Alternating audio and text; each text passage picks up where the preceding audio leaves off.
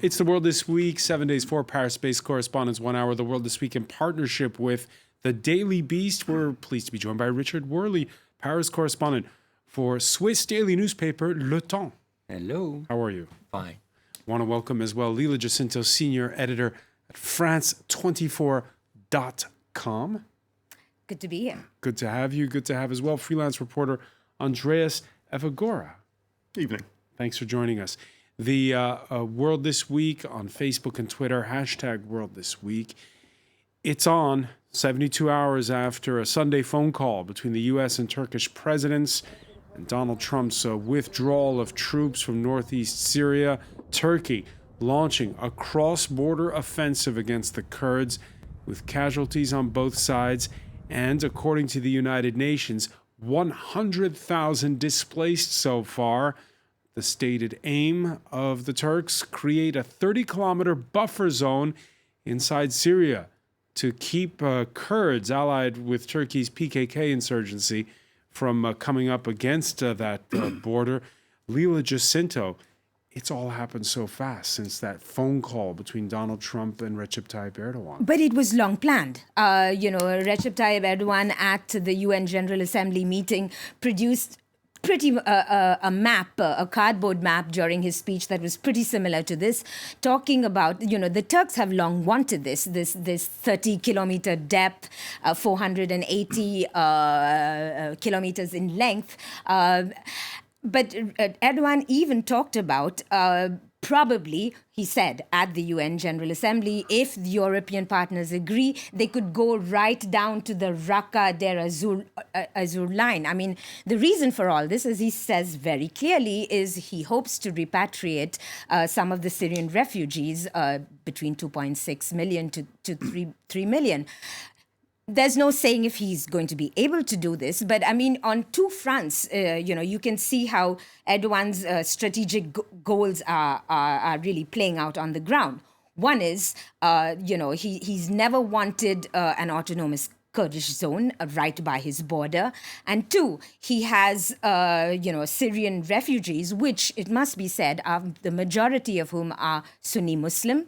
I've been to this part. I've been reporting in the Kurdish cities of Diyarbakir, etc. And I've interviewed a lot of these Syrian refugees. They are diehard fans of Recep Tayyip Erdogan. They will say things like, I love Erdogan. So he's I don't know how he's going to do this if there is going to be a resettlement, which will be against international law, of course. But he is playing around with the demographics of a very, very heterogeneous zone. Because 1.7 million people, and most of them right next to the border in that area. Absolutely. And, and there's Turkish armed forces, but he's also using militias. And let's not forget, there's something almost like it seems like coming full circle about this. This operation, he calls it the Peace Spring. This is kind of the end game playing of the Arab Spring. And he's just always wanted this. Richard Worley? Well, the real challenge for the moment is the diplomatic challenge for Trump.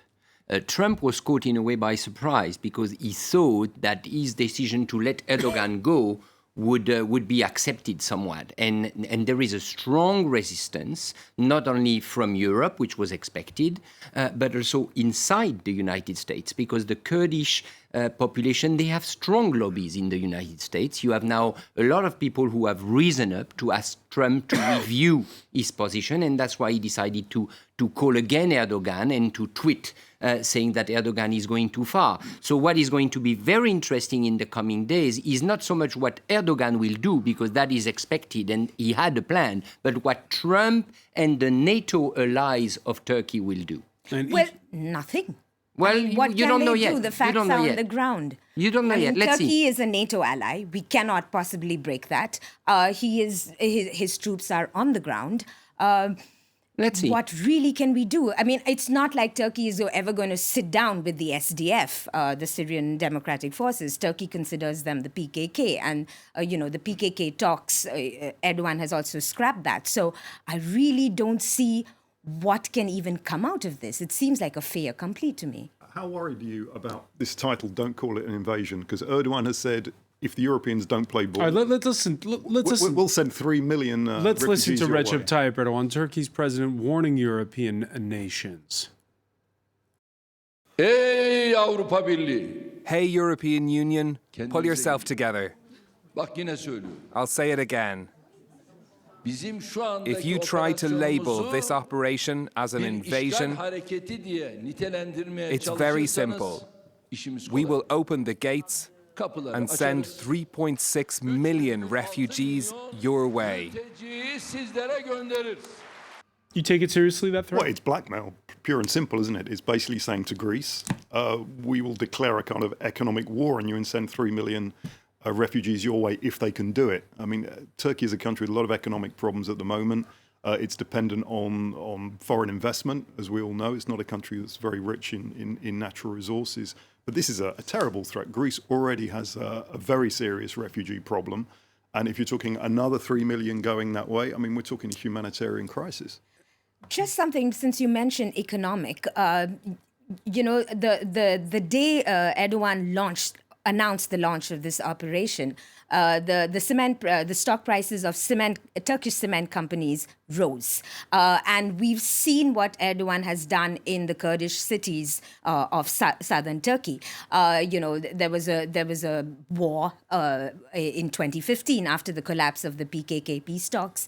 That population moved out, and I saw how the resettlement happened of AKP supporters. And what happens then is that there's a lot of construction going on. So it's also in Erdogan's business interests, the sort of rebuilding of the border areas of Syria. And Turkish companies are watching That's the second this. step. But right now, we're only on day 3 of this intervention. And the question there is, you have, on the one hand, this threat that we just heard from Erdogan. On the other hand, you have the Syrian Kurds who say, look, we have these detention centers with the ISIS captives in them. How much leverage do the Syrian Kurds have right now? Well, let's not forget the Kurds have been our allies. And by all accounts, they've been very courageous allies, very loyal allies. And suddenly they've been thrown under the bus. Will anyone in that part of the world trust America again? It's going to be a long time before they do. Yeah, at the genesis of it all, Donald Trump's decision. Trump, whose pronouncements have kept NATO allies guessing as to his motives. Somebody wrote in a very, very powerful article today. They didn't help us in the Second World War. They didn't help us with Normandy, as an example. They mentioned names of different battles. They weren't there, but they're there to help us with their land, and that's a different thing. In addition to that, we have spent tremendous amounts of money on helping the Kurds in terms of ammunition, in terms of weapons, in terms of money, in terms of pay. With all of that being said, we like the Kurds. We like the Kurds, Richard Werli. As far as American foreign policy is concerned, it is a déjà vu. The American let down their Vietnamese ally long ago in the 70s. They let down the Afghan allies. Is it the Americans or is this Donald Trump? What's this all about? No, it's not Donald Trump. Today it's Donald Trump, but that has been the policy of the United States for the last decades. Once their interest in a conflict is gone, they move away. And that's terrible for their allies. And sorry to say, this is what is happening now to the Kurds. It's indeed a real problem, especially for Europe, as you said. But unfortunately, you cannot really count on the US as a credible ally when you are in these parts of the world. All right, Paris traffic could not keep away Pierre Aski. It was a nightmare. A nightmare. Columnist for France Inter, the flagship public radio station. Thank you for joining us. Yeah, this issue of what was that phone call all about? What motivated, in this instance, Donald Trump to announce this withdrawal of Syrian forces? Look, Donald Trump is consistent. He wanted to do that a year ago in a phone call with Erdogan in the same way. And he's explained on Twitter the biggest mistake the US has ever done was to go to the Middle East in these wars in which we've lost $3 trillion and lost some of our men and so on. He doesn't care about the Kurds, who apparently he has a very slight knowledge of what the Kurds are all about because he complained that they were not involved in Normandy in 1944. So this is full of confusion. But what is consistent is that Donald Trump wants to get out of these wars. He's got a lot of trouble getting out of Afghanistan. You remember a few weeks ago there were almost negotiations with the Taliban, and he had to cancel that at the last moment. He has difficulty to get out of any mess the US are involved in, North Korea, Venezuela, some of the mess that is of his own creation. And so he had an easy one to show to his voters at the time when he's getting impeachment noises. And I think he underestimated the Republicans at home. But he shouldn't have underestimated, since there was all that blowback a year ago. When Yes, but he thought that at the time of impeachment, everybody would rally around him and would keep silent because it's not a good time to embarrass a Republican president. And the opposite happened, because there was an uproar among the Republicans, and the Congress is preparing bipartisan legislation to put sanctions on Turkey. So it is a complicated situation, but I think what is consistent is that Donald Trump wants to get out of complicated situations to which he doesn't understand anything, and he's lost all his advisors, and he's alone to make decisions. He had Erdogan, who he likes. He's a like-minded autocrat, and they made a deal. and Erdogan's invited to the White House. But, just to push this a bit further, yes, Trump does not want these endless wars. He thinks the Kurds were not in Normandy. But, this, as Richard was saying before you came, this goes back much further. Obama had the same inconsistencies on Afghanistan. And I think what the lesson is for the Democrats as well as the Republicans is this sort of, it's not isolationist, but it's anti-intervention. And every time they try that, it fails. Because, then we are looking at a situation of Iraq redux, jihadists coming again. So I think politicians from both parties should just be realistic. If it's a superpower, you maintain a presence. This Kurdish, SDF alliance did not cost the US a lot of lives at all. All right.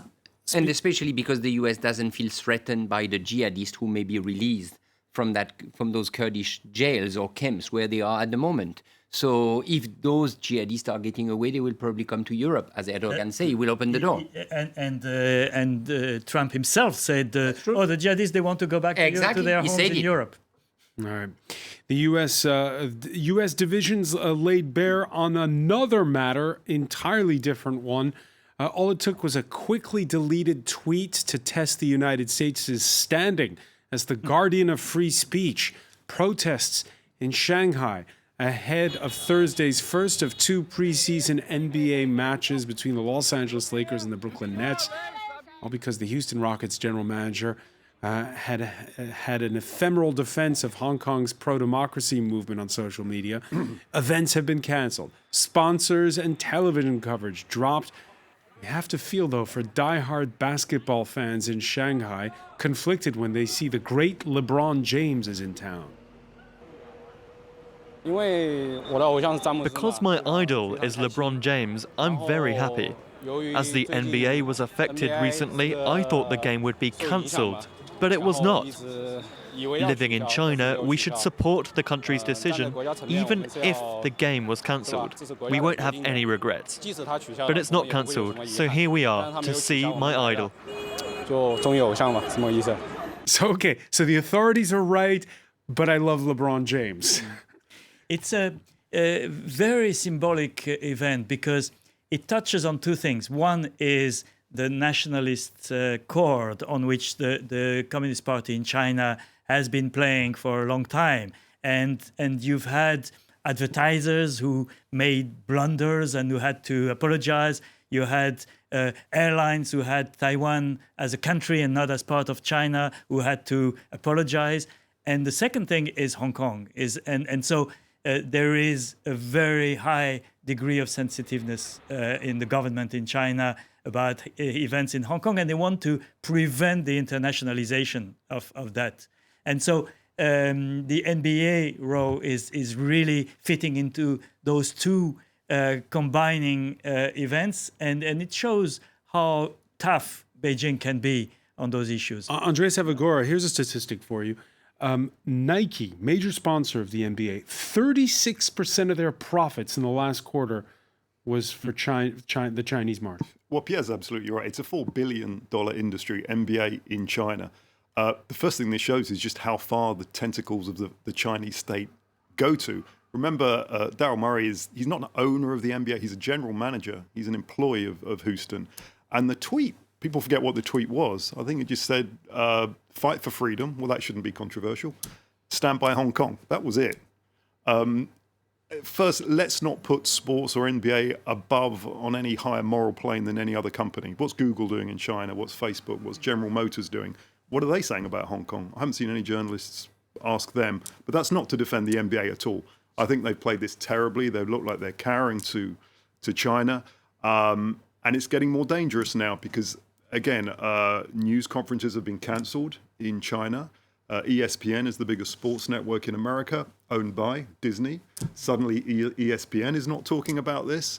And if China associates a general manager of Houston with the NBA, they're certainly going to associate ESPN with Disney. And Disney's worried. So this is where it gets very dark and very dangerous and is threatening to democracy and free speech. But here's the thing. I mean, Pierre, you mentioned internationalization, but this NBA tweet kind of internationalizes it in a way that probably Google and Apple doesn't. I mean, this is NBA, this is basketball, So, I mean, we are also in the world where there are whole lectures on corporate social responsibility. And, at some point, these are also, yes, they are big businesses eyeing a market, but they also have to watch their markets, their domestic markets. Right? We're going to pick up on this point because it's important. A lot of people saying that, it's opened the eyes of Americans who don't follow the news in China to what's going on there. We'll talk about it when we come back. You're watching The World This Week.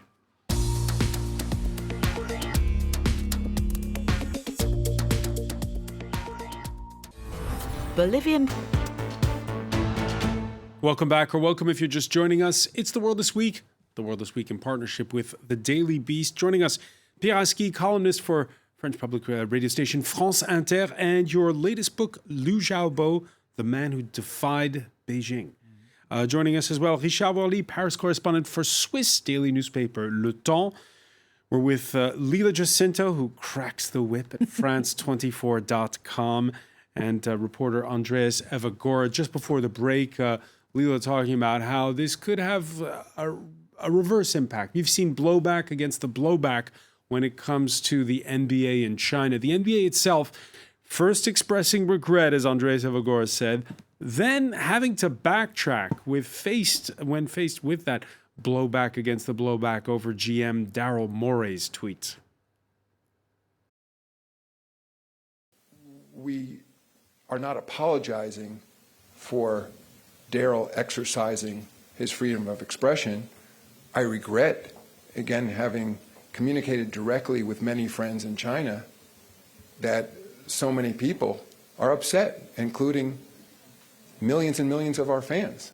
So, Andreas, yes, the Chinese market is big, but so is the U.S. market. And his statement trying to redress the earlier expression of regret is obviously a reaction to that. Well, he's caught between a rock and a hard place, as is all of the NBA and any company really that does business in China, because it's come back to the States and many senior American politicians have said, hang on, this is us bowing down to China. We play the game over there. American corporations in general stick to the rules in China, but somehow they're not doing it here. So this is going to run and run. And don't forget, the next Winter Olympics are in Beijing. And if the Hong Kong protests carry on, as it looks like they're certainly doing, this will be a big, big pressure point for the Chinese, because once an Olympics comes to town, everything is intensified. Everything's intensified. Again, we're just talking about a couple of preseason basketball games. They don't count. Yes, but we're talking of anything that touches the appearance. And you have to remember, only a few weeks ago, an employee of BNP Paribas, the French bank in Hong Kong, tweeted the same way. He tweeted support for the demonstrators and complaints about the pro-government crowds. And there was a campaign in China led by the Global Times, which is a nationalist newspaper, to boycott BNP Paribas, and that employee had to leave the company. So we're talking of minor incidents. I mean, an employee of BNP Paribas in Hong Kong tweeting is not an earthquake, and nevertheless you have this sensitiveness. China is blackmailing these companies because they know, as we've been saying, how important the Chinese market is for most of them. Apple has caved into pressure from China and removed HK Map from its app store. That's a mobile app widely popular with protesters that displays traffic obstruction, police and protesters. Richard Borly, your reaction to that? Well, it serves as a reminder that whatever you do in China today when business is concerned has a cost. It has a cost for the company, so it means that you should shut your mouth. It has a cost for the employees of those companies, and it has a cost for us as public opinion in Western countries.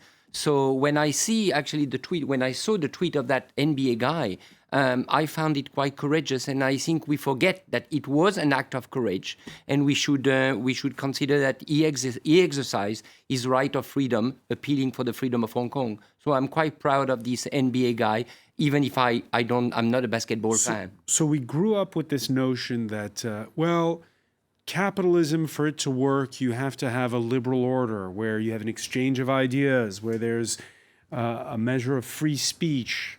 Well, the moment you decide to organize competitions in China, the moment China is becoming so big in terms of business interest, the rule is not fair anymore. And that's what we are witnessing now. Yeah, and it's coming within the broader context of a global battle now, with China rivaling the West when it comes to things like 5G mobile networks. And as it's all happening, the Chinese vice premier, Liu He, is in Washington, Beijing's envoy in town to try to break that deadlock with the Trump administration over trade, Lila Jacinto. And it's discussions over trade. It's not discussions over human rights in Hong Kong, is it?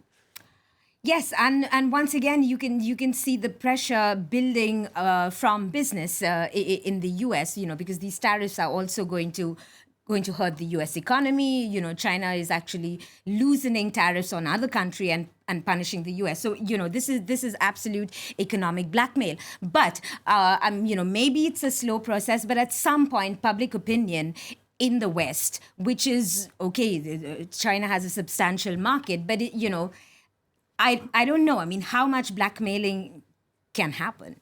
Will there be indignation in the West? I think there is a growing recognition in the West, or awareness in the West, that the big gamble that happened with China, you invest, you develop the economy, and it will automatically liberalize. That was the gamble of the entry into WTO of the 2000s. It has stopped. Xi Jinping, the current leader of China, has stopped that path towards some kind of liberalization. No one expected China to become Switzerland overnight. Say that for Richard. But nevertheless, there was a kind of acceptance of a civil society. There were signs of unfrozen some sections of the society. That has stopped. And so we are facing now more and more the consequences of that, which didn't appear immediately. It appeared immediately to the Chinese who were experiencing it, but from the outside, we didn't understand that. And you see that more and more with these kind of events, when there is tension like Hong Kong, suddenly the Communist Party in China becomes tougher.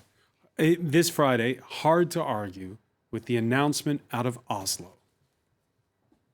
The Norwegian Nobel Committee has decided to award the Nobel Peace Prize for 2019 to Ethiopian Prime Minister Abiy Ahmed Ali for his efforts to achieve peace and international cooperation, and in particular for his decisive initiative to resolve the border conflict with neighboring Eritrea. Lila Jacinto, it's only been 18 months since this unknown, who's only 43, became prime minister of Ethiopia. Who would have thought there'd be a peace deal with Eritrea, the liberation of political prisoners? What's going on? You know, Francois, it was exactly the case. The prize was announced, and I checked to see when he came into office, and I was like, oh my God, that was just last year. It feels like, he's just turbocharged through so many things. I mean, Survived a coup attempt, an assassination attempt. absolutely opened up the democratic atmosphere in Ethiopia, freed a lot of political prisoners. And listen, when a head of state or government wins a Nobel Peace Prize, you always feel, is this a bit too soon? Let's watch when his term ends. So there's always there's that sort of caution, but I have to say I'm extremely happy with this announcement, and he sort of needs the support that this Nobel Peace Prize will give him, because the land border is still closed, so there are ongoing issues. He's got a problem with the Tigranian ethnic groups. So, but he's got. He just really seems like a very remarkable young man. And it's still touch and go. Ethiopia is a second most populous country in Africa. You have had protests from the Amharic population the past year there. It's not clear that his reforms will go all the way yet. No, but if you put that into perspective, you have to remember Ethiopia was a feudal country 40 years ago. It went through several rounds of bloody dictatorship, very ruthless leaders.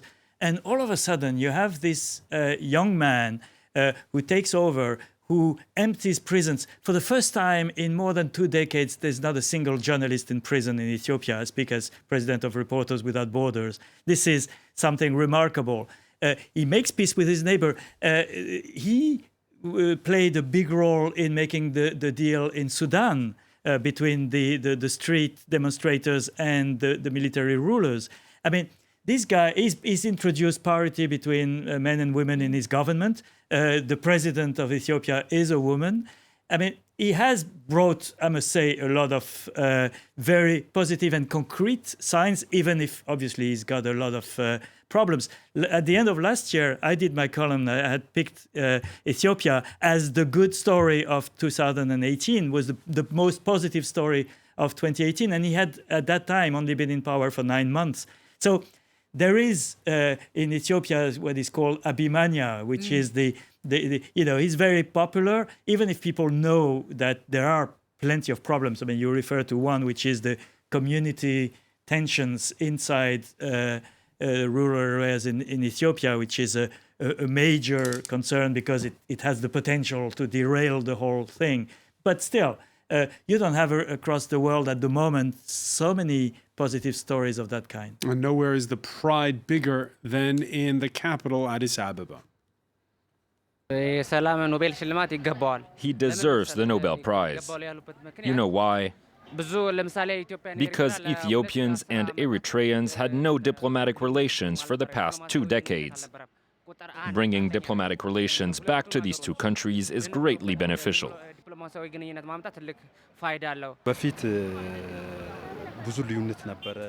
Before, it was difficult to even get from one place to the other and then have freedom of speech. But now there is freedom, and it is possible to express feelings democratically. Richard Weldy? Well, 2-3 things about this Nobel Peace Prize. First of all, I think it's important that the Nobel is going to head of government. Because what they want to show is that it's possible to change things when you are in power. It's easy to give a Nobel Peace Prize to activists, to people who don't have political responsibility. But in this case, the Nobel Peace Prize has decided to foster the efforts of a leader, and I think that's important. Secondly, is that your way of saying it's better to have given it to Abiy Ahmed than to Greta Thunberg? Because I heard her name. No, not necessarily. I don't want to say anything about Greta Thunberg. I don't think she would have deserved the Nobel Peace Prize, frankly speaking.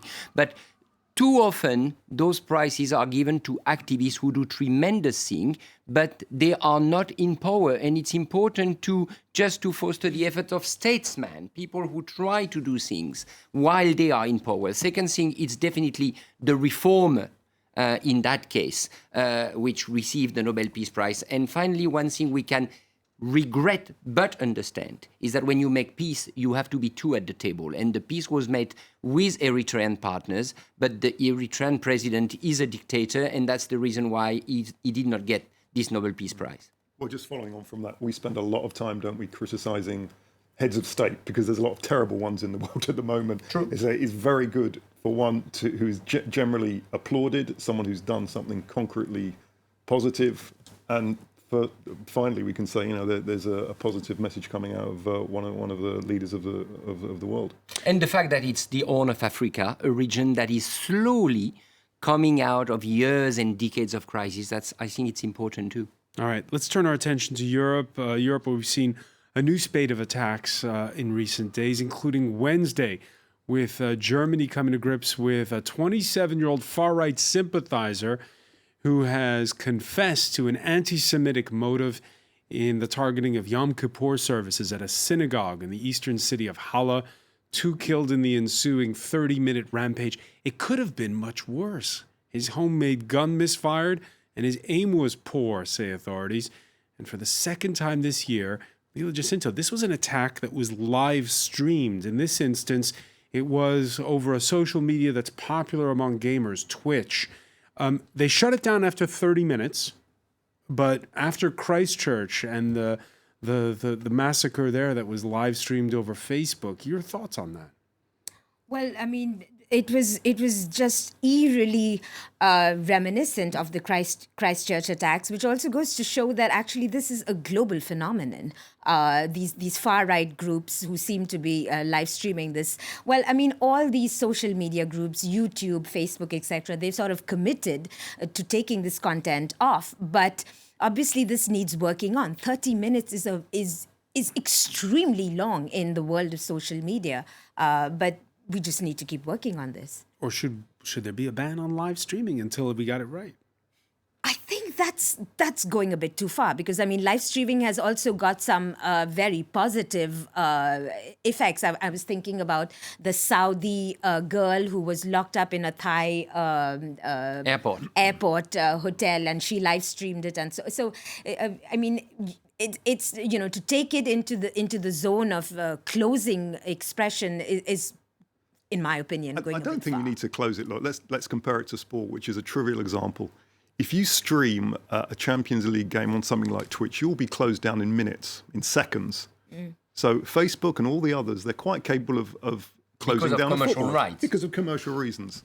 Now, Facebook as a company, how much money do they make every year? 10 billion a year in profits. Of course they're capable of doing it. It's just not a priority. And there's not enough pressure on these companies to do it. And I think enough is enough. I think these companies really have to be much more responsible. And interestingly, who signed up to Twitch on Thursday? A certain Donald Trump. He was very, very muted in his criticism of this attacker, but he very quickly signed up. And who owns Twitch happens to be his big friend, Jeff Bezos at Amazon. So he's quite prepared to well, they're not best of friends. Play with the enemy. Obviously, he detests the man. But if he thinks that it can be advantageous to him, he'll sign up. And I think that was a very, very dangerous precedent. Finally, they say it's darkest before the dawn. I think it is possible for us to come to an agreement to have a treaty agreed to allow the UK to leave the EU in an orderly fashion. Now scheduled to negotiate through the weekend ahead of next Thursday's last-ditch Brexit summit. This after Ireland's Premier Leo Varadkar sat down far from the cameras with his UK counterpart Boris Johnson on Thursday. Andreas Evagora, do you have the champagne on ice ahead of that summit? It's next Thursday, the summit. Yes, it is now or never. I think we're agreed on that as the only Brit on the panel. No, because we've been here before. This still has to get through the House of Commons, where, don't forget, Boris Johnson has thrown out 20 moderate Tory MPs. He has 20 or 30 hardline MPs who, it seems to me, actually quite want a no-deal Brexit. He has 10 members of the DUP who are quite supportive of a no-deal Brexit. But if it gets the stamp of approval from the Irish Prime Minister, well, it still has to go through Parliament if it's going to be agreed. Look, can we really believe Boris Johnson? This is the man who said, look, let's go back to 2016. Boris Johnson made some fairly plausible claims for Brexit. He said, they need us more than we need them, sunny uplands, we'll have our cake and eat it, the German car industry will never allow anything to interfere with trade. He's been proved wrong on all of them. But forget all that. We're in crunch time now. But who would you believe, him? I'd rather believe RTE's correspondent, Tony Connolly, who has said basically this is the British government backing down because Northern Ireland will stay in the customs union. And that's what we're talking about. It's a huge climb down on the part of the British government if that's to be believed. And also, I think there is still a debate whether this is positive signs to prepare for the blame game. Who's going to be blamed for a no deal? Or is it a serious negotiations? And I think everybody today looks positive, whether in Brussels or in London, but you don't know whether they are preparing for putting the blame on the other for a failure. So I'm still very reluctant to put champagne in the fridge. Or Richard Worley, the Boris Johnson has stared over the cliff and decided he doesn't like what he sees. Well, I'll bring a slight positive note. I think the fact that for the last 2 days, nothing has come from Downing Street. No leaks. No leaks, whatever, is a very good sign. Because the spin has stopped for the moment from the British side and from Boris Johnson's side. And from the Irish side. There were leaks on that side. On the other hand, the fact that finally there was a meeting between Varadkar, the Irish Taoiseach, and Johnson, a bilateral meeting, is also a very good sign because this did not happen before. So when you look at it, you have clear sign that things are moving ahead. And the fact that it's the negotiating team in Brussels is working this weekend is also a good sign. Now, does it mean that the British government is going to back down? Maybe, but if they back down to come to an agreement, then good news for Europe, frankly speaking. I mean, who's going to regret that, except for the Brexiters, but who's going to regret that Boris Johnson is backing down to permit an agreement? If there's the slightest hint of that, the hardliners on the right of his party, the ERG, will kill this. We know that already, as will the DUP. So I'm a little bit less optimistic than you. I hope you're right. No, I really hope you're right. I think things are moving. Lila, who of Richard or Andreas do you side with? I just don't care. As I always You don't say, care? It's next week, the summit. No. Listen, it's like when that deal gets put into Parliament, as I always say when we're trying to send breaking news, and you're cracking your head, but, this is a procedural development. So, let's see, do we get a deal? Do we get it into Parliament? So, until then, I'm just going to let the people who are interested in Brexit speak about Brexit. I would add to that, to add a third voice. I think what Boris Johnson cares most about is elections. Of course. Because he thinks he's going to win them. And he's got a bad opposition.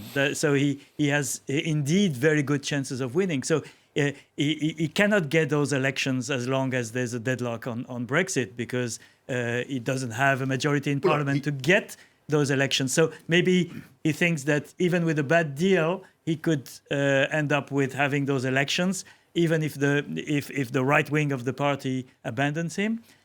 Johnson loves to compare himself to Churchill.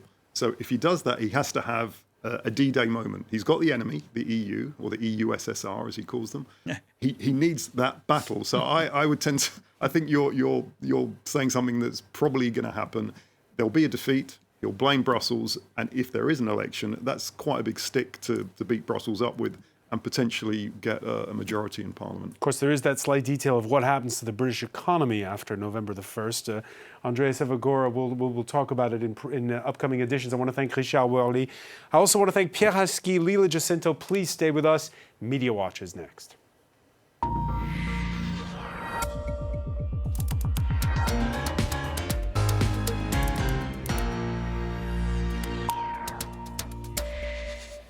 And Emma James won't be going anywhere after October 31st? No, I daren't. I daren't leave the country in case I can't come back. What is this about? We're in the tunnel. Well, are we? Are we in the tunnel? Can we What see does the that tunnel? mean, the tunnel? it's a very good question. I'm getting to that in a second. All right. Because it is the word that is dominating conversations online right now. The Guardian seems to have a rather positive take on whether or not we are in the tunnel phase. Their headline, the EU27 gives the green light for Brexit talks to move to the key tunnel phase. Basically, essentially, it means the EU's agreed to accelerate negotiations. And there's a lot of debate about whether or not that actually means we're in the tunnel. As our man in Brussels puts it, Dave Keating, we've now moved from a Brexit pathway to a Brexit tunnel, according to Michel Barnier. This may just sound like strained metaphors, but in the lexicon of Brexit, it makes a difference. We may actually be close to a deal, or it's all a charade. So basically, it's all clear as mud. Okay. For some people, it's the moment for GIFs and jokes. Here we go, everybody into the tunnel. Lots of people are retweeting that one. This one, live footage of the Brexit negotiations entering the key tunnel phase. You may remember that, that particular image. Yes, he'll be there for quite some time. And this woman who's a big Labour supporter, she was a big fan of Ed Miliband back in the day, says, don't know about anyone else, but I personally wish I could enter a tunnel and not come out until we don't have to talk about Brexit. Oh, it's a friend of Leela anymore. Jacinto. Indeed. Now, as for what is the tunnel, the Irish Mirror has an explanation of this and many other what they term to be jargon words. Some of them I'm a little disturbed if people don't know what they mean by now, then we really are in trouble. But regarding the tunnel, they say that it's basically Brussels jargon for secretive and intensive talks among a select group of negotiators. So once we're in the tunnel, we won't hear anything in the press until they actually emerge from the tunnel. If that sounds too straightforward, they also cite a curiously zen approach from one European Commission official. One of my favourite quotes I've read all day: the tunnel is not a place, but a state of mind. Okay. Kind of reminded me a little bit of Yoda. So is it the route to success? Well, who knows? This professor of European politics highlights a reported quote from another diplomat saying it's a tunnel with a very small light at the end of it, not terribly optimistic. This one says totally different, really, not optimistic at all. Member states are actually hostile to the notion of a tunnel. Some annoyance out there that the idea is being widely disseminated, because a lot of people don't think we are in the tunnel, despite what certain newspapers are reporting and certain people are saying. Today, the green light is simply for more intense negotiations to see if a deal is possible. So we have quite a long way to go, I think it's fair to say. This reporter for the Mail on Sunday says, tunnel update, understand we are not yet in the tunnel. Some hope, expectation we may enter at some point over the weekend, but we're not there yet. So we will have to wait and see. And I suspect tunnel is trending on Twitter, as is Ethiopia, right? Well, yes, but interestingly, on social media, the focus is very much on Greta Thunberg and the fact that she didn't get the Nobel Peace Prize. Newsweek coming up with a very, very cynical headline here. Greta Thunberg snubbed for the Nobel Peace Prize by the committee run by Norway, one of the world's biggest oil and natural gas exporters. Right. Not sure that that's the reason for her not getting the prize, it has to be said. Their sovereign wealth fund is divested from fossil fuels. Yes, the Washington Post has gone into great detail about why she didn't win the prize. And basically, it's the fact that there's no scientific consensus that climate change is actually leading to conflict, at least not yet. So that's fundamentally the reason, because they wanted to take the Nobel Peace Prize back to its origins, where it really is about conflict. There have been climate change campaigners who've been recognised in the past, Al Gore for one, but now they want it to be back to the people who've basically advance the abolition or reduction of standing armies, which of course brings us to who did actually win, Abiy Ahmed Ali of Ethiopia.